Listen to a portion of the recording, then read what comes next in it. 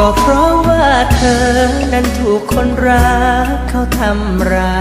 ยใจ ไม่เห็นมีใครจะเข้าใจเธอเลยสักคน ได้มาอาศัยพักใจห้องนอนจนเป็นที่ปรึกษายามเธอหมองมนจนเกิดเป็นความรักเธอขึ้นมา แต่วันนี้เห็นเธอคืนดีกับเขาฉันคงปวดร้าวฝืนทนยิ้มทั้งน้ำตาเห็นเธอสุขใจ